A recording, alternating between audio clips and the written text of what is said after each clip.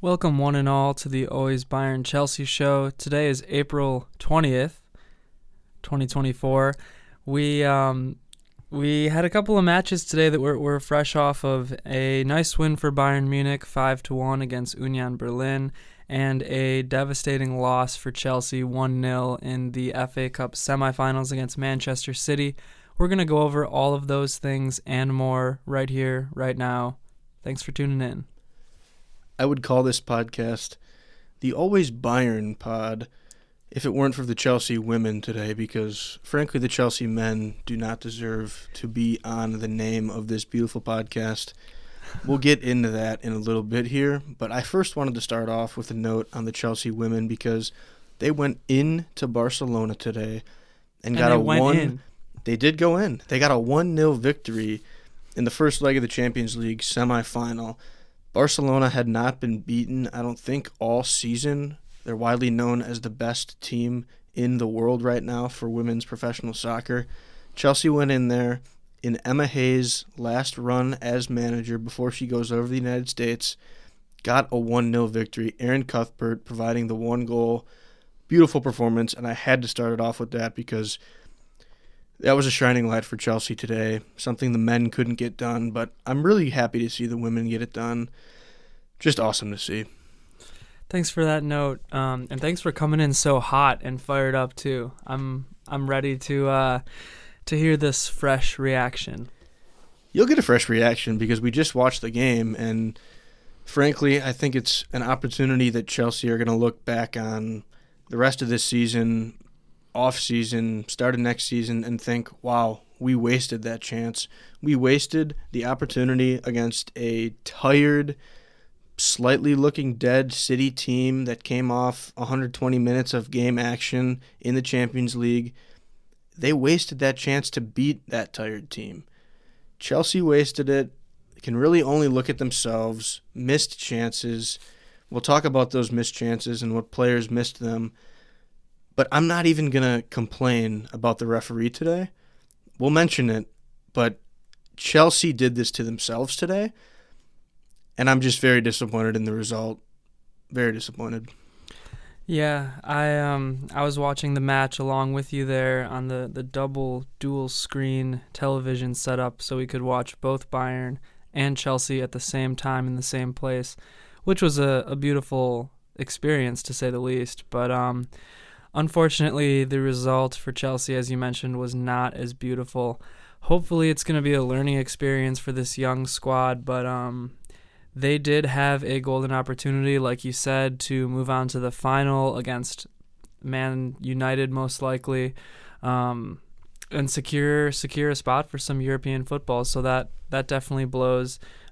City sure did look lethargic compared to what you normally see from them. And that's what's most disappointing is that City were not themselves, usually a really high-quality top team. They didn't create many chances at all today, really until that end goal by Silva.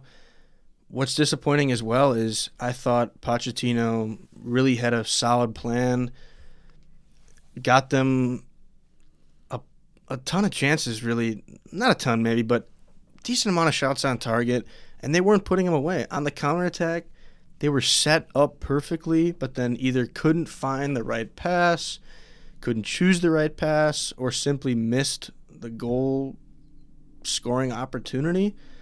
Nico Jackson, as much as I love him, missed some chances today that you have to put away. Didn't even take the chances in some scenarios, which that's so frustrating as a fan. When you're not even putting a shot on goal, you got to at least make the keeper do something.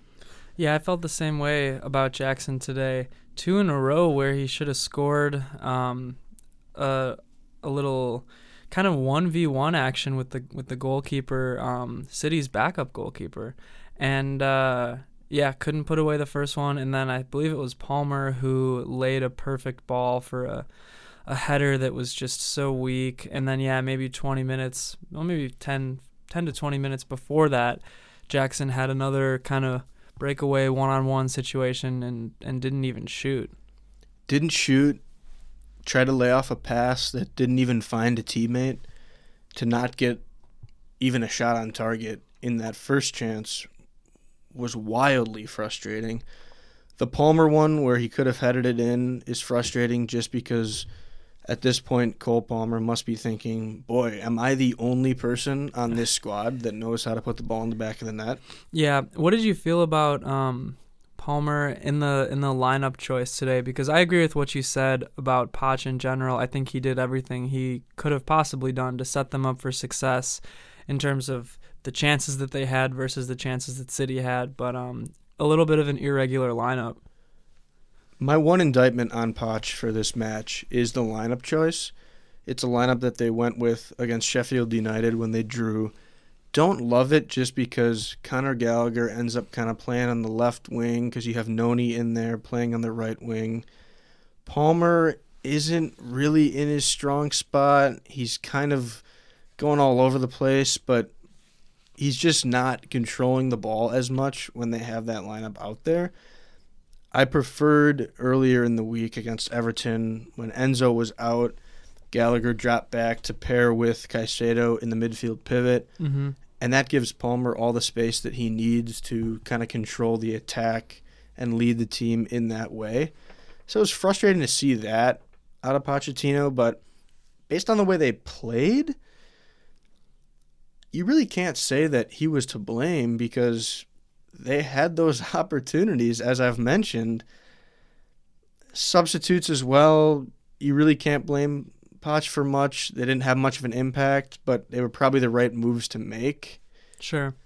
Yeah, I think what you said about Palmer and the space, that's what I noticed in the match too. And just what I've noticed from watching Palmer as of late. He reminds me in a way of Musiala, where I mean, their styles are a little bit different. Musiala kind of uses quick, fast dribbling more often, and Palmer is a little bit more powerful, I would say.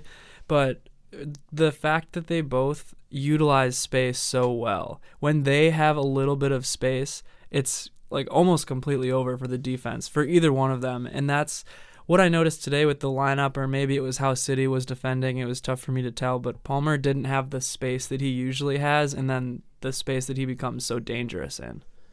The few times that he did find the space, he created chances. He had the one chance where he dusted Rodri in the box and then tried to curl it in with the left. Wasn't the strongest shot, so it was easily saved. That was a great chance there. We mentioned the one where he passed it to Nico, who easily should have scored that header. So when he was finding the space, he was kind of able to create some opportunities for the team. He had some nice longer through balls to Jackson, where Jackson then was kind of out in front of the defense, only had the keeper to beat in a couple of them, wasn't able to do it, and those were usually created by Cole. So I like what he did when he had the space. It just wasn't the greatest team to give him that space, I think. A lot of times when you have a Mudryk or even a Sterling on the left wing, I think Cole is just more dominant with the ball in those cases. Yeah. When Gallagher's up there, they just don't have the right chemistry or the right flow together. Yeah, it's tough to really describe, but Palmer for sure was a bright spot, but just not enough opportunity, I think.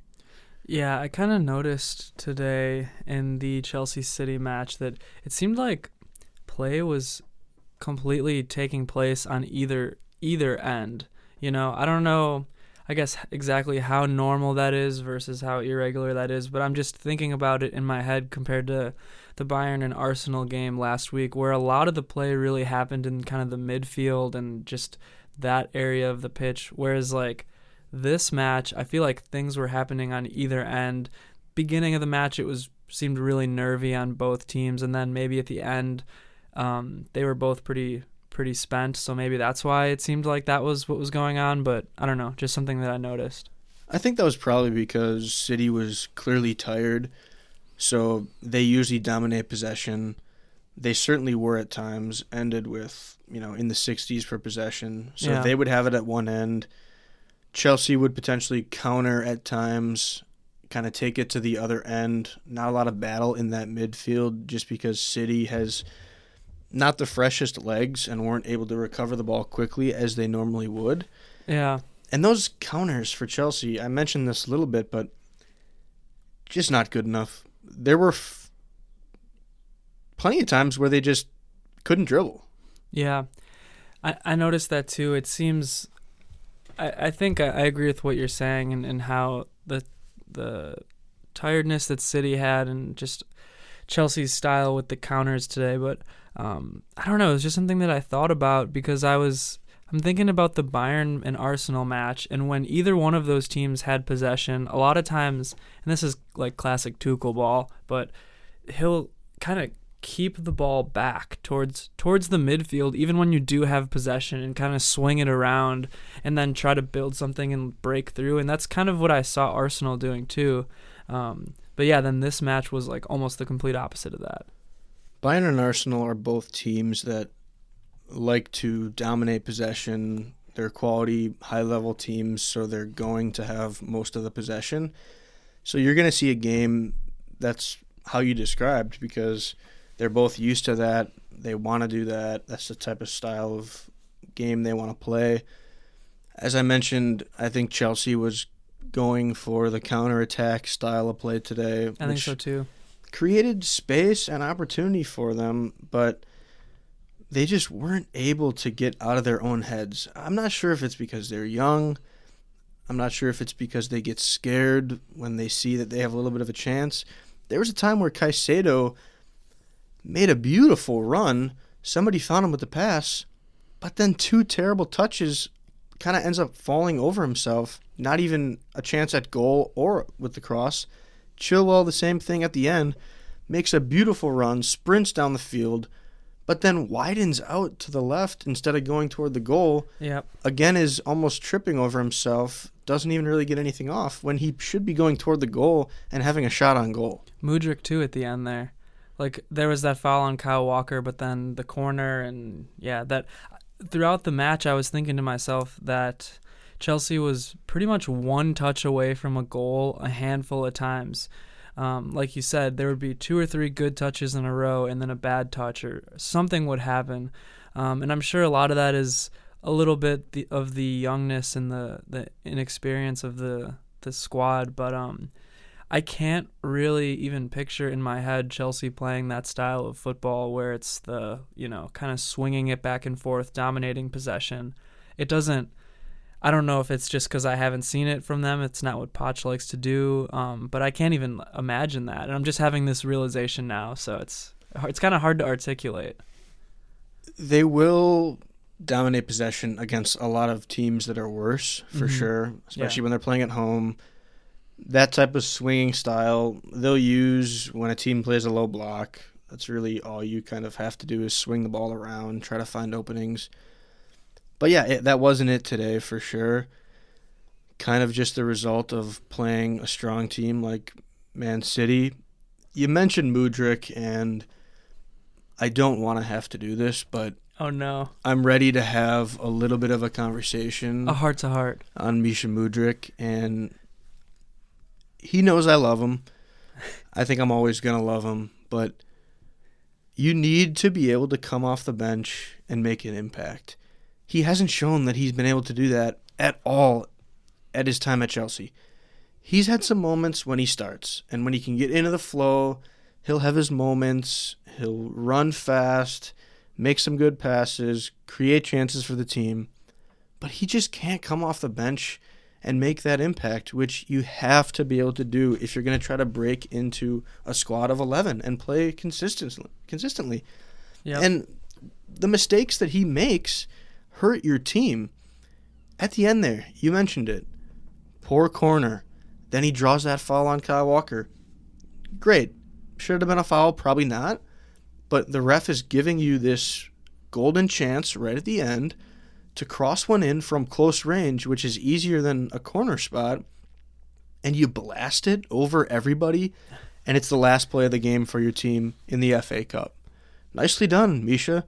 Congratulations. You're blowing your opportunity to get into the team. Yeah, I feel like, especially like you said, coming off the bench, you're fresh. You have to act like it. I feel like I felt that way about Chilwell too today because he didn't start, right? He come in off the bench. Came off the bench, yep. Yeah, and he also had some moments where it was kind of like 1v1 essentially, or he was even ahead of the defender, and then the defender catches up to him. Now, granted, I think one of the times it was Kyle Walker who's super fast, but I don't know. Like, City is exhausted. They just played 120 minutes against Madrid, and you're coming in off the bench. FA Cup semifinal, like you're saying. I feel like you have to make the most of those chances sometimes, and just even if it's not necessarily scoring, like putting yourself in a better position to do something. I don't care if you're going against Kyle Walker. I don't care if you're going against the fastest man on the planet. Alphonso Davies.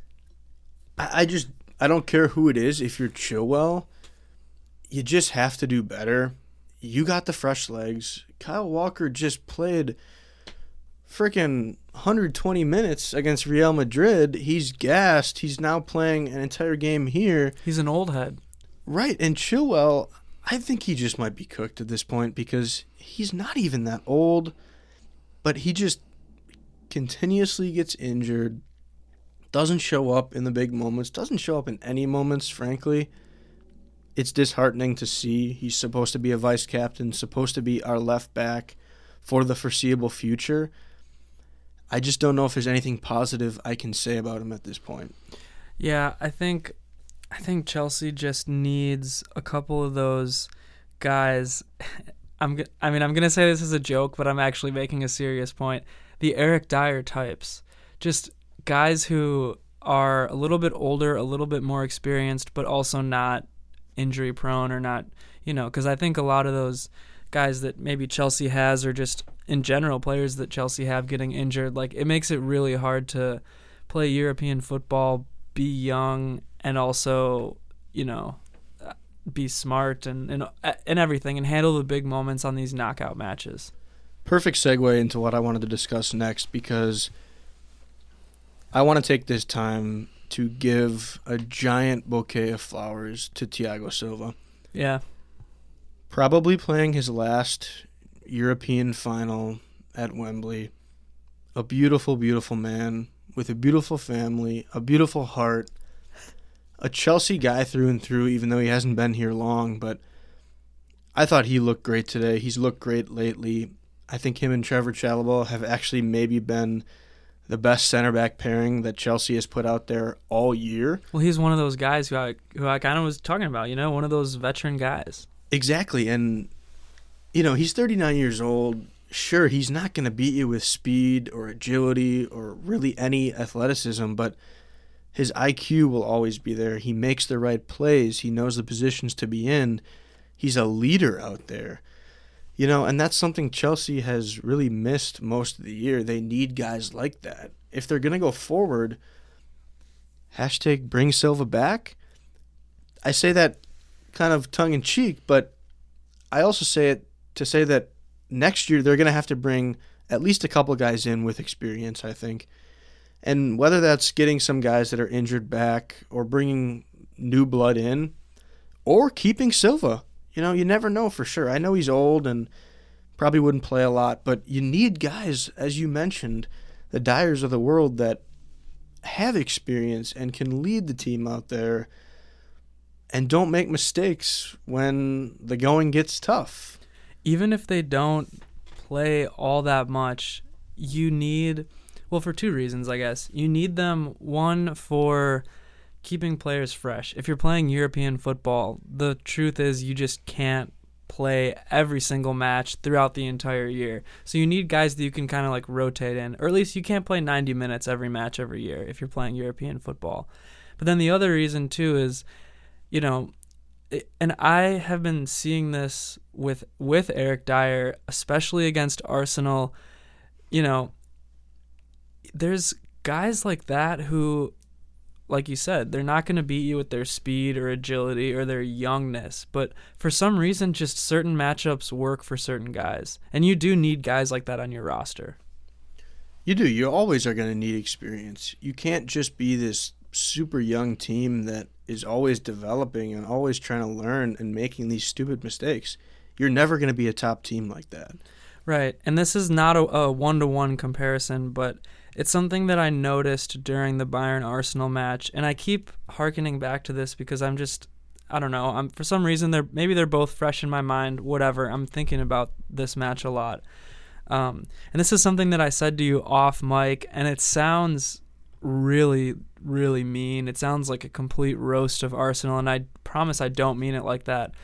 But just watching that match, it looked to me like most of the Arsenal players were boys, whereas most of the Bayern players were men.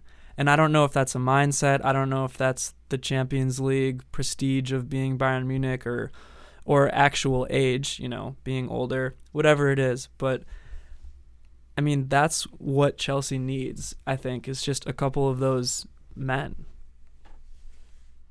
Don't get me wrong. I like the general plan, idea, and vision, if you will, of what the new American owners are doing at Chelsea.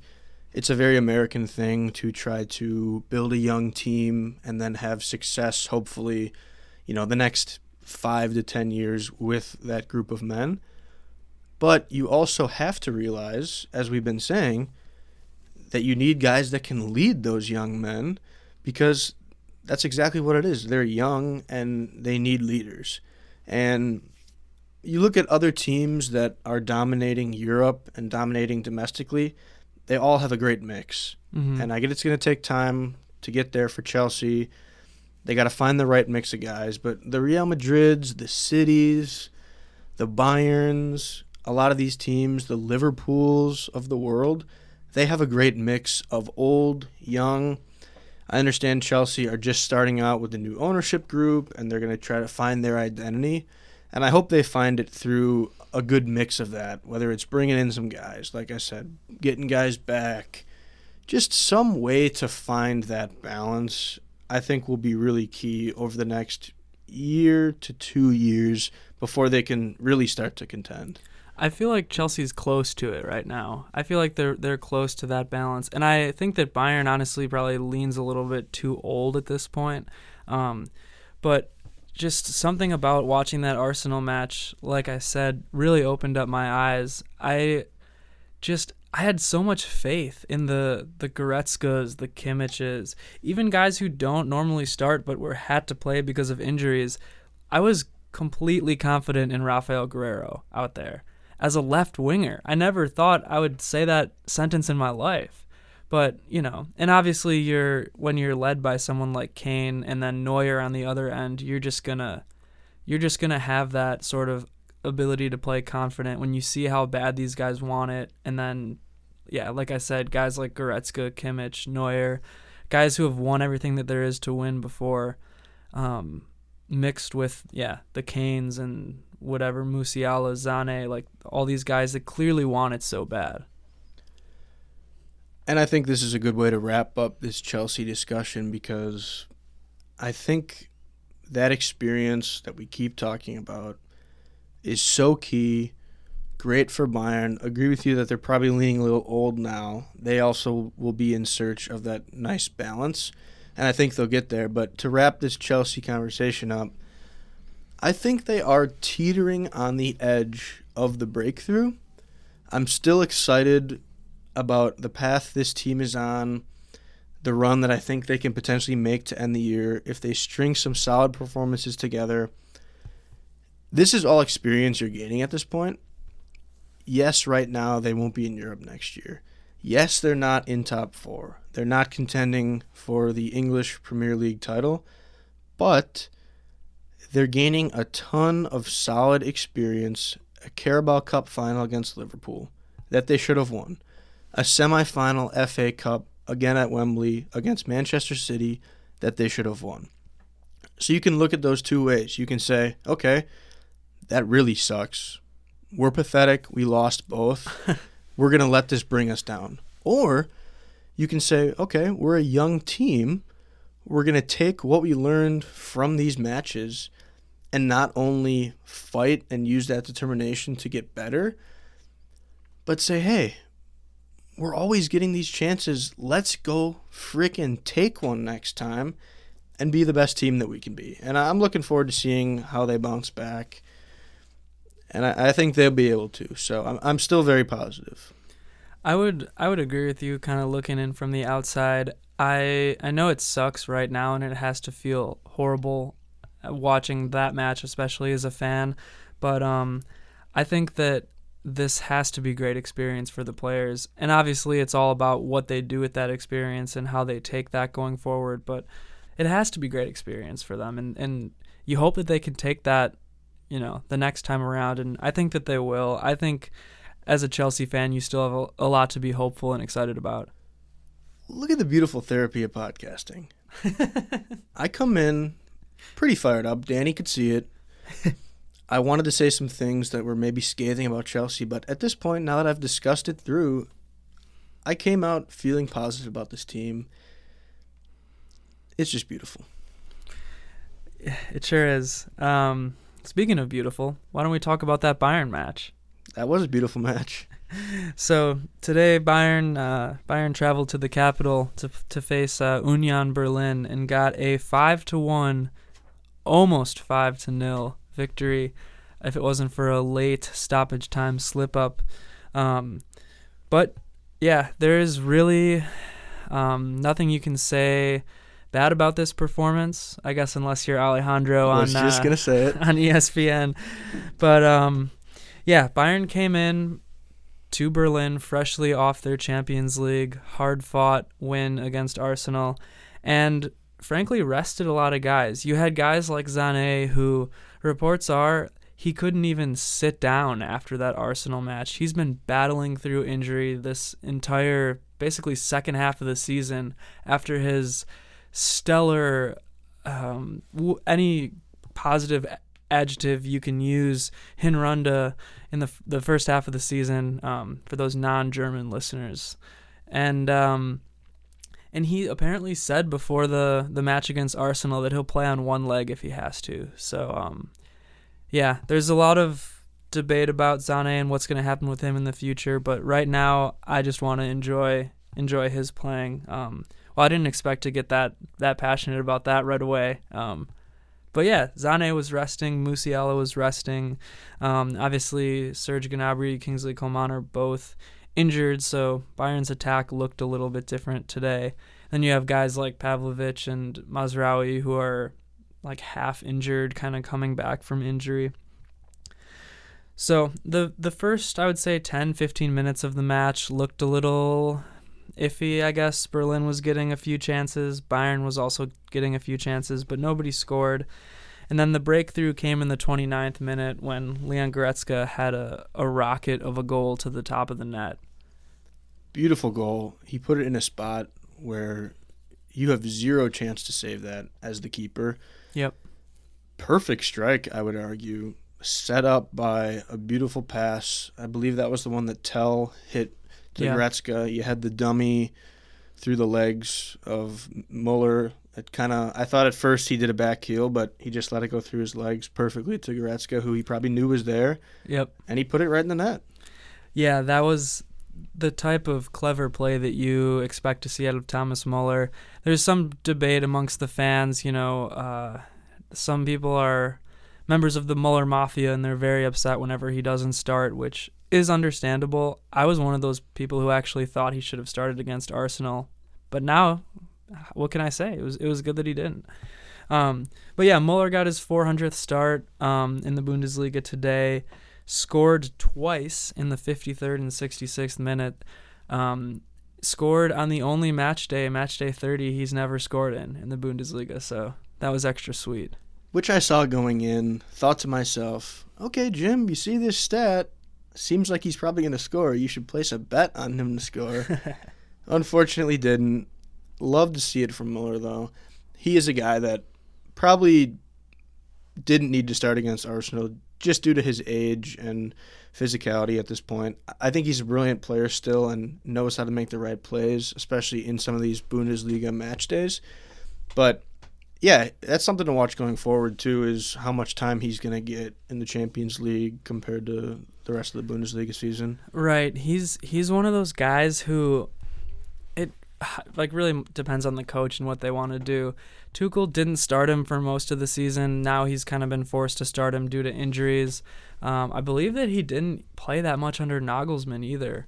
But Muller's a guy who takes everything in stride. It's truly insane what he's done for just the organization of Bayern Munich. I really hope he becomes a coach after his playing career. I think he'll stay in the organization somehow. It seems like he wants to. I don't see how you can't offer him some sort of a coaching role. He's an incredibly intelligent player, and that's kind of the mindset I was in before Arsenal. Is I wanted somebody with his level of experience and intelligence to be starting. However, Tuchel's plan worked perfectly, and I have no complaints now about it, to be honest with you. I don't want to take this into the managerial conversation quite yet, but I will just add, you wait a year for Xabi to leave Leverkusen, Thomas Muller player coach, which we've joked in the past, but you might as well fill that year with a player coach in Muller and then throw the bag at Alonso. There is actual conversation about something like that happening, which is pretty funny. I thought at one point you'd see people talking about, maybe after the Heidenheim match or after a complete slump for the whole team this season where, Tuchel was sacked, he lost the locker room, whatever. A lot of people were saying, like, get rid of him and bring somebody up from the academy and just make Muller a player coach or, something like that. So we're not on video. Nobody's going to see this except for you. But Thomas Tuchel's stock right now, it's a rocket ship straight to the moon. Yeah. We'll have to do another episode about this, but I have inklings and then also just thoughts about where he's going to go next and what's going to happen with him. But we should do a full-blown coaching episode when the news breaks about the next Bayern coach and all that. But getting back to the match, we had another brilliant goal in the 46th minute by Harry Kane on a free kick, just slicing and dicing the broken Berlin Wall. As the Berlin Wall came down today, you saw. Just brutal to say these words, but I can't help but laugh. Yeah, Kane had an awesome free kick from pretty far out, and it split the wall. I don't know what else to say. Although now that I think about it, it's not bad at all to joke about the Berlin Wall coming down because it was a beautiful thing when it did come down. Correct. It's just such a historic, significant historic event that it's like, yeah, talking about it with this sort of levity is kind of awesome, I guess. I don't know. Comparing a huge political and global moment to a Harry Kane goal, roughly the same. Let's say if Harry Kane wins the Champions League in Wembley, that I think could top any sort of historical global event. Big words. So yeah, you had that goal from Kane, and then unlike the match against Heidenheim, no second half collapse happened. You had Tell scoring in the 61st minute, which I think Tell probably had maybe 2 assists. He had that one goal and then at least 1 assist, maybe 2. Great match from him. I've spoken highly about Tell many times, but really happy to see him score. Really happy to see Muller score again in the 66th minute with a very cheeky back of the head header. I'll comment on both those goals because both were phenomenal. Harry Kane leaving a perfect pass to Tell for his goal with the right foot, just right in line with the pass from Kane where he can take it with one touch and put it past the keeper. The Muller second goal, unreal pass in from Goretzka. Like you said, back of the head from Muller, not even looking at the goal probably. Yeah. While you got Harry Kane standing by the goal. Not even caring. He knew it was just going to go in, I guess. Or maybe he thought the ball wasn't in play, but just not a care in the world. And That was hilarious to see because you really couldn't tell what was going on, and the ball sneaks in, and the goalie gets up so pissed, which made it even funnier. I thought that it wasn't a goal when it happened. I like almost didn't even celebrate. I just because I saw Kane's reaction and I was like, oh, something must have happened. Like the ref must have blew a whistle that I didn't hear or something. But no, that was just a great goal by Mueller, and Kane just knew it was happening, I guess. If Kane is a yard closer to the goalie, you could maybe call offside in that case. You can have an offside call if you kind of disrupt the keeper's vision, but he wasn't in the way, so that's what made it kind of interesting. That's funny. So from there, I'll transition into my player ratings very quickly because that'll kind of tie in with the few remaining notes I had from the match. But starting with Manuel Neuer, unfortunately, an 8. He lost that clean sheet at the very end there, which you can kind of blame on Eric Dyer perhaps or just the overall defense. But either way, Neuer's getting an 8 from me. And then the whole back line of defense I had as 7s. That was Davies, Kim, Dyer, and Kimmich. But then I bumped Dyer down to a 6 after that last goal. It kind of went in between his legs, and I don't know. He could have done a little bit better to block it. But all these guys on the defense, I noticed moments of good stopping and good control of the ball, good just overall spacing and presence. So they were all pretty solid if you ask me. And then moving into the midfield, I'm giving Pavlovic an 8. He had a lot of moments of kind of taking on 1 or 2 defenders on his own and kind of breaking through and setting things up. I thought he was going to get a goal there in the second half, but it didn't happen. I'm giving Goretzka a 10. I don't know what he could have done better. He had that beautiful goal in the beginning to open things up and at least one beautiful assist. I mean, he's a guy who's been on fire lately, if you ask me.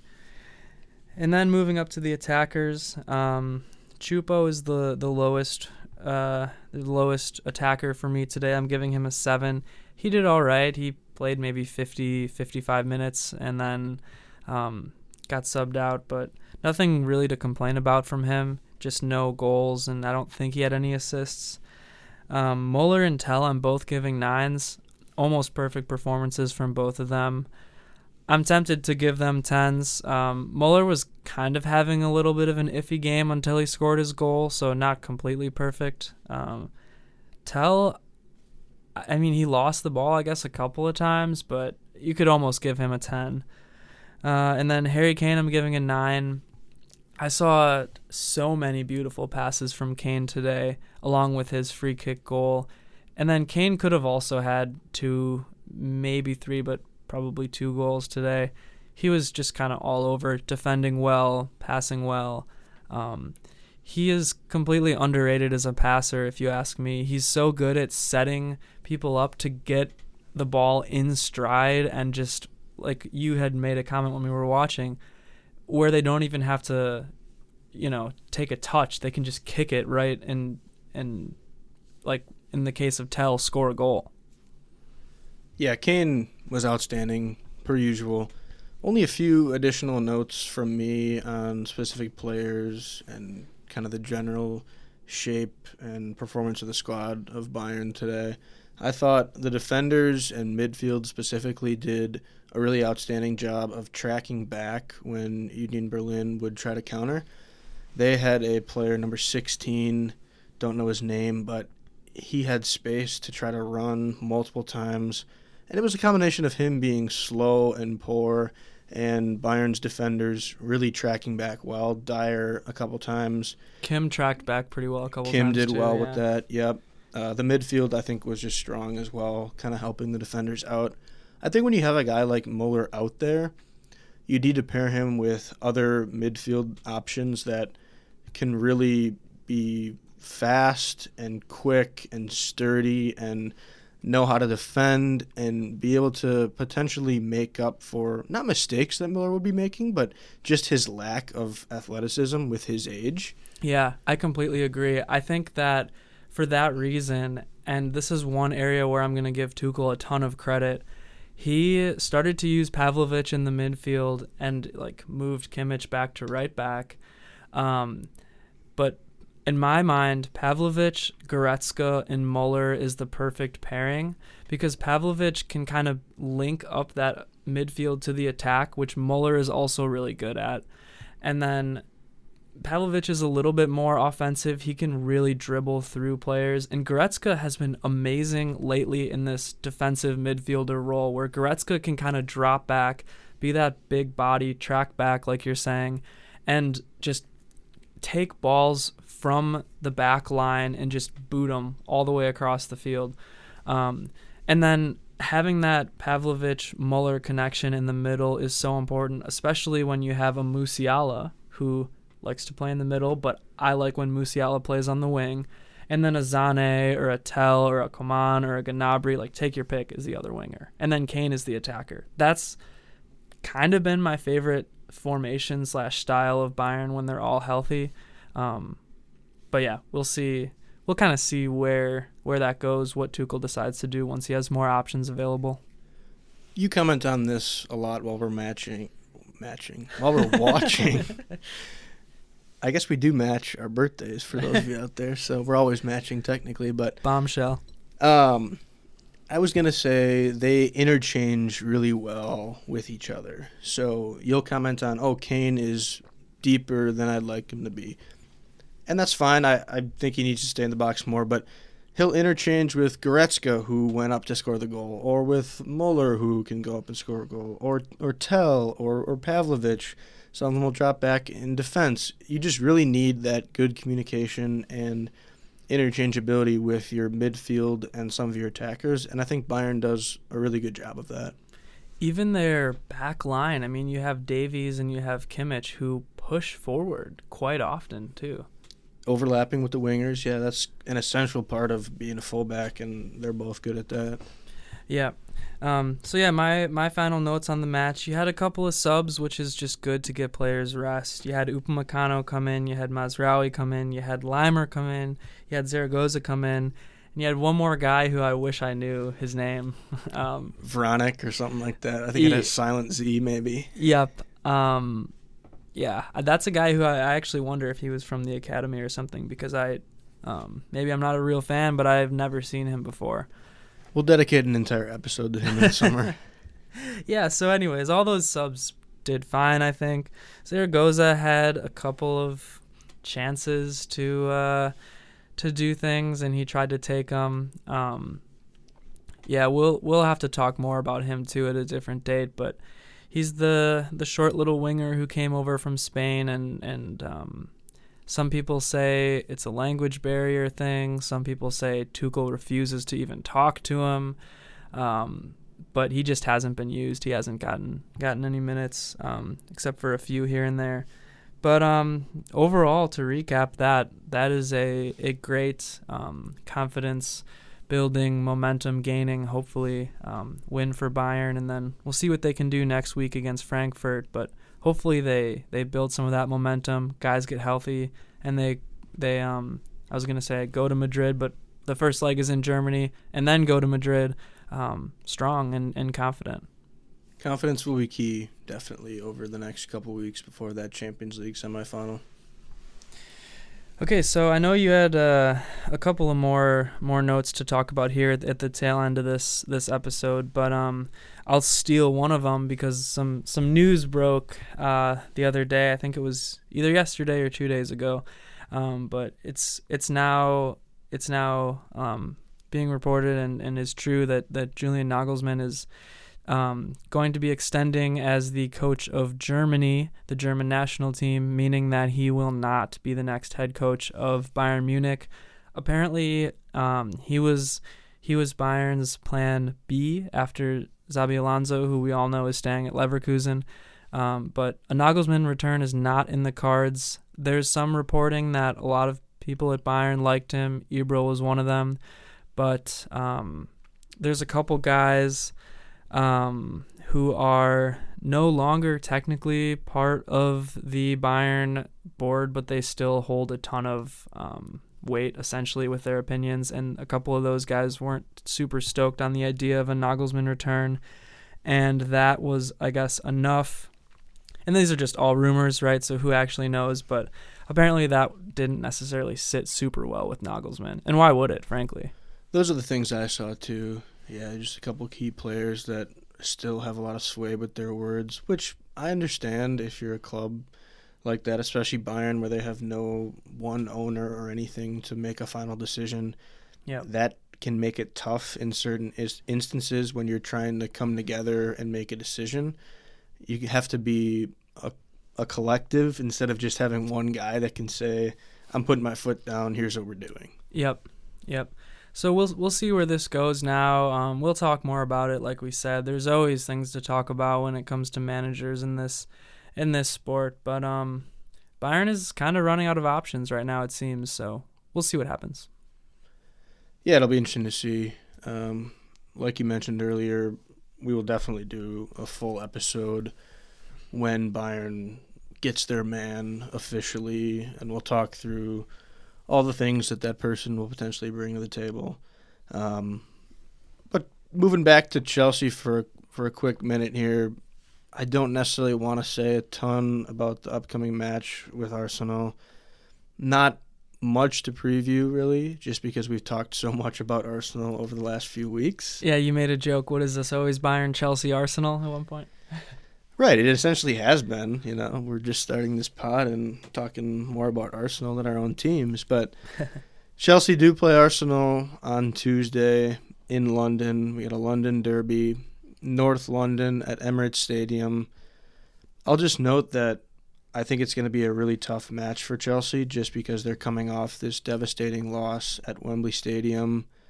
Now they got to go to one of their in-city rivals at Arsenal. Arsenal coming off a devastating loss to Bayern, obviously, and they're going to be hungry for a win and hungry to stay in the race for the EPL title. So I think those factors are going to make it quite difficult for Chelsea. What I will say is, from a lineup perspective and kind of a tactical perspective, if you will, what I'll note is that I'd like to see them just make a decision on Enzo and his injury. Sounds like he's got this hernia that's bothered him basically all year.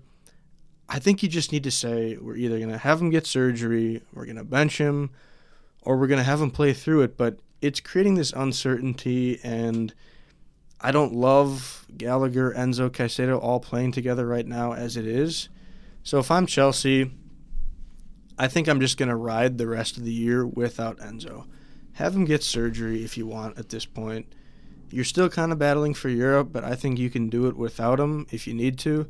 You're not going to have an upcoming FA Cup final anyway, so you're really just on normal match days at this point. You're making up a few matches, but that's what I would do at this point in time. Let some of the other guys have an opportunity to show that they can be an important cog in this team going forward. That's a good point. I didn't even think about that, but yeah, a hernia is a lingering thing that doesn't really just go away, I don't think, unless you get surgery. So I would probably agree with you there, especially with how important that position is on Chelsea. It seems like it's a massive part of their tactical plan. It is. Enzo's a key player. I'm not going to deny that. I think he's going to be one of the best players at Chelsea over the next at least 5 years. I just think you need to make that choice for kind of the betterment of the rest of the team. If he's not 100%, I frankly don't want him out there. So I think that'd be a fine decision to make. We'll see what they do. I'm really not expecting to beat Arsenal. I hope they're competitive and show the fire. I just think Arsenal's going to be too good and too devastated off the loss, and they're going to come with fire. I think the things that we'll be watching in this match and the rest of the season going forward are, number one, how this young team can respond to adversity. Number two, will Poch be able to do enough to keep his job? And number three, will Cole Palmer win the Golden Boot and or the Player of the Year in the Premier League? Because he's already got Young Player of the Year locked up, but I'm very excited to see him the rest of the season. Yeah, there's always something to look forward to, and that's true. That's a very bright spot for Chelsea and a reason to keep watching their matches and a reason to keep listening to this podcast. He's definitely a bright spot, and I tell you who else is a bright spot. None other than those fine finance and accounting people in the Chelsea organization. News over the last couple weeks that Chelsea sold a hotel to themselves, essentially, because they got this shell entity, Blueco, that kind of runs the show, runs Chelsea, and there's this loophole where legally they can sell it to themselves to create more profit and stay within the rules that the FA has for the English Premier League. There's certain divisions like the Championship League that have closed those holes where you can't do that. Yeah. But EPL still had it, so perfectly legal. And I tell you what, you can say what you want about Chelsea ownership and how they've run things. They are brilliant when it comes to knowing how to run a business, kind of the American way, if you will. And I love seeing that. Yeah, I see a lot of teams in the EPL that are constantly losing money and constantly getting hit with these penalties or whatever you want to call them for the very financial rules that Chelsea are kind of navigating. If there's one thing that huge companies, multinational companies, American companies know how to do, it's lose money. And I'm not saying that in a bad way. Yeah. I'm saying companies just really know how to have a taxable loss, if you will, have big losses, take deductions so that they don't end up paying tax. And so I'm just not surprised that Chelsea's been able to kind of skate by and barely stay within the rules. Well, I was trying to fit this in somewhere all episode, and I didn't know how to do it, but I guess I can just say the other thing that I found devastating today was Poch's haircut. Oh, boy. Did he look young today? That wasn't that bad. It wasn't that bad of a cut. It was kind of fresh, but something about it just really changed his look in a way that didn't really change his look. I wish I could describe it in a way that made any shred of sense. I do have an unnamed source. Oh, God. That tells me he gets little whispers in his ear when he's in his office to tell him to do certain things. One of those things was to get a haircut, is what I'm hearing. The other thing I'm hearing is that those whispers are coming from the lemons. I was going to say, it's got to be, if it's coming from the lemons, then I'll completely do a 180 on my opinion and love it. Lemons are the key to success. He believes that, so I'm going to believe it as well. Well, all right.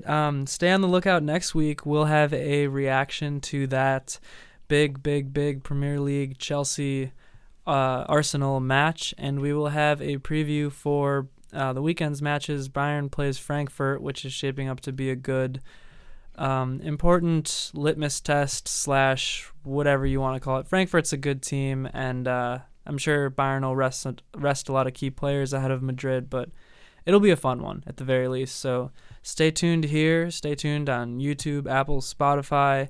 Follow us on Twitter. We're always posting. It's going to be worth your while. It's always Bayern Chelsea at always Bayche. And that's all I got to say today. So go Bayern. Up the Chelsea.